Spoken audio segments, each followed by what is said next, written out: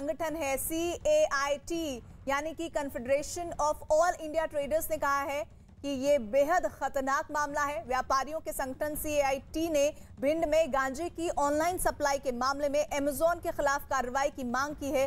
CAIT के महामंत्री प्रवीण खंडेलवाल ने इस मामले की जांच NCB से करवाने की भी मांग की है। प्रवीण खंडेलवाल का कहना है कि ऐसे मामले देश की सुरक्षा के लिए खतरा है। ई-कॉमर्स प्लेटफॉर्म अमेजन पर गांजा बिकने का मामला जो है वो सामने आया है, उस पर बात करने के लिए हमारे साथ कैट के नेशनल सेक्रेटरी प्रवीण खंडेलवाल है। सर, सबसे पहले तो इस मामले के बारे में समझना चाहेंगे, क्या मामला ये निकल कर क्या और आप क्या मांग कर रहे हैं? देखिए, मध्य प्रदेश पुलिस ने परसों एक रैकेट का भंडाफोड़ किया। उस रैकेट के अंतर्गत अमेजोन के जरिए गांजा बेचा गया लगभग 1 करोड़ 10 लाख रुपए का। मध्य प्रदेश के भिंड पुलिस के SP श्री मनोज कुमार सिंह और उनकी टीम ने सारे काम को अंजाम दिया। कल भिंड पुलिस ने ग्वालियर में अमेजोन के वेयरहाउस पर छापा मारा और वहां से उनको ये जानकारी मिली कि लगभग 390 पैकेट गांजा के वो अमेजोन के पोर्टल के जरिए बिके हैं। यहाँ पर गौरतलब बात यह है कि इस पूरी डील में लगभग 66% कमीशन अमेजोन को मिला है। तो इसलिए अमेजोन ये नहीं कह सकता कि हम इंटरमीडियरी हैं और हमारा इससे कोई लेना देना नहीं है। दूसरा, सरकार की स्पष्ट गाइडलाइन है कि जो भी सेलर आपके प्लेटफॉर्म पर होगा उसकी KYC आपको करना जरूरी है। उसके विषय में उसकी सत्यता और विश्वसनीयता की जानकारी लेना जरूरी है, जो कि अमेजोन का दायित्व था। तो आज हमने केंद्र सरकार से मांग की है कि जिस तरीके से नेशनल नारकोटिक्स कंट्रोल ब्यूरो ने जिस मुस्तैदी से काम किया, उसी मुस्तैदी से इस मामले को भी हैंडल करना चाहिए, क्योंकि ये मामला भी ये उससे भी कहीं ज़्यादा बड़ा मामला है। आज अमेजोन के पोर्टल पर गांजा बिका है, कल हो सकता है कि इलीगल हथियार बिके, परसों हो सकता है कि वो पैसा उसके जरिए जाए।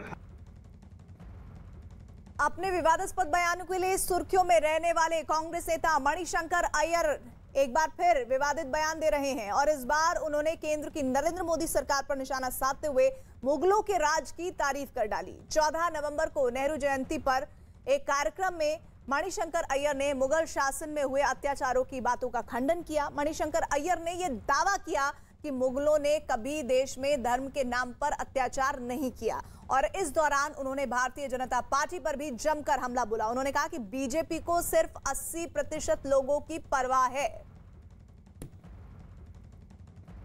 लोग हैं हमारे बीच में जो आज के दिन सत्ता में हैं, जिनका कहना है कि नहीं, 80% भारतीय जो कि हिंदू धर्म को मानते हैं वही हैं असली भारतीय, और बाकी जो लोग हैं वो गैर भारतीय हैं और हमारे देश में वो रह रहे हैं तो बस मेहमान बनकर वो रह रहे हैं, और जब भी हम चाहें हम उनको निकाल देंगे इस देश से।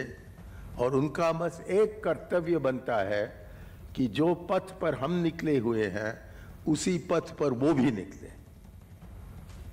इस जो भारत की विविधता है वो शायद जवाहरलाल नेहरू से ज्यादा और किसी ने नहीं समझा। मणिशंकर अय्यर ने इस बात को भी खारिज कर दिया कि भारत में मुसलमानों की जनसंख्या तेजी से बढ़ी है। मुसलमानों की जनसंख्या को लेकर अपने बयान के समर्थन में तर्क पेश करते हुए उन्होंने बाकायदा तथ्य भी पेश किया। उन्होंने दावा किया कि 666 साल तक दिल्ली के सिंहासन पर मुसलमान शासक बैठे रहे, लेकिन कभी मुसलमानों की जनसंख्या 24% से ज्यादा नहीं रही। 1872 में अंग्रेजों ने पहला सेंसस करवाया और उससे पता लगा कि 666 साल राज करने के बाद मुसलमानों का तादाद भारत में तकरीबन 24% का था और हिंदुओं का 72% का था। और ये कहते हैं कि नहीं, मारपीट हुई, सब लड़कियों पर बलात्कार हुआ और इन्होंने सबको मुसलमान बना दिया। अरे मुसलमान बनते तो आंकड़े तो अलग होने चाहिए कि 72% मुसलमान होने चाहिए और 24% हिंदू होने चाहिए। लेकिन असलियत क्या था कि इतने ही थे।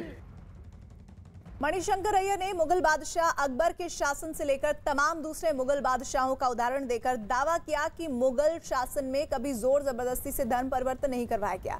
मणिशंकर अय्यर के मुताबिक कांग्रेस शासन में कभी मुस्लिम शासकों के नाम को बदलने की कोशिश नहीं की गई।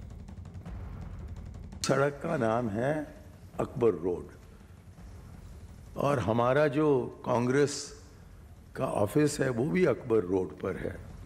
हमें तो कोई इतराज नहीं है। हम नहीं कहते हैं कि नहीं कांग्रेस हैं हम, अकबर रोड पर हम कैसे रह सकते हैं, इसको आप महाराणा प्रताप रोड बना दीजिए। हमने कभी नहीं कहा, क्योंकि हम अकबर को अपना समझते हैं, हम उनको गैर नहीं समझते। पिछले कुछ दिनों से ऐसा लग रहा है कि कांग्रेस विवादों की पिच पर चौके छक्के लगा रही है। विवादों की शुरुआत कांग्रेस नेता सलमान खुर्शीद की नई किताब सनराइज ओवर अयोध्या पर हुई। इस किताब के लॉन्च के दौरान सलमान खुर्शीद हिंदुत्व की तुलना आतंकवादी संगठन बोको हराम और आईएसआईएस से करते हैं। इसके बाद कांग्रेस के वरिष्ठ नेता राशिद अल्वी का एक बयान सामने आया जिसमें वो जय श्री राम बोलने वालों को निशाचर कहते नजर आए।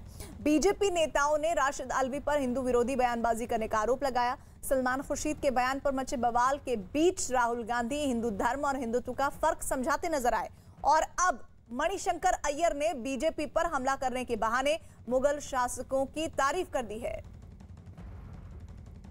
इस बात को लेकर के हिंदुत्व को आईएस से और बोको हराम से जो आपने जोड़ा, किससे जोड़ूं? वो मुझे बता दे किससे जोड़ूं। मैंने हिंदुइज्म को नहीं जोड़ा, हिंदुत्व को जोड़ा है। कि आज भी बहुत लोग जय श्री राम का नारा लगाते हैं, वो सब मुनि नहीं, वो निश्चय हैं। होशियार रहने की जरूरत है। हिंदू धर्म में और हिंदुत्व में फर्क है,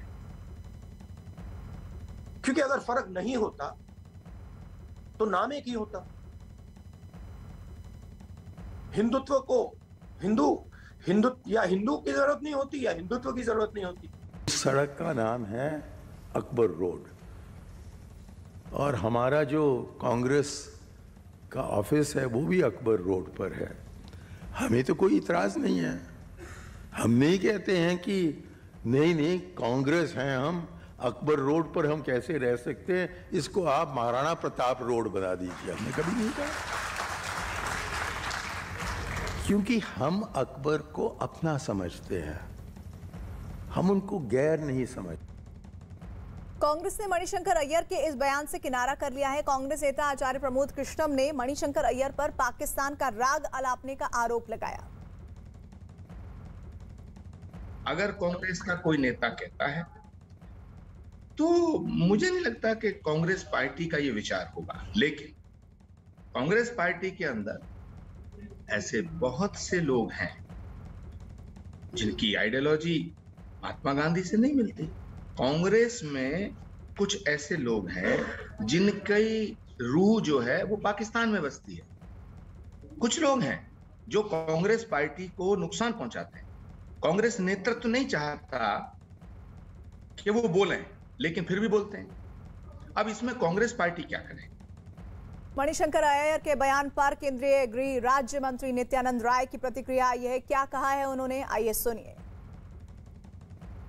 यह बिना मतलब ना समझदारी की तरह दिया गया बयान है। जब हमारे आदरणीय प्रधानमंत्री जी जब चर्चा करते हैं देश की ताकत की, तो वह कहते हैं कि भारत की ताकत 130 करोड़ देशवासी है और बार बार बोलते हैं। इसलिए उस प्रकार की बयानों से कोई फर्क देश को और देशवासियों को पड़ने वाला नहीं है। उनका यह बयान बिल्कुल ही तथ्य से बिल्कुल अलग है।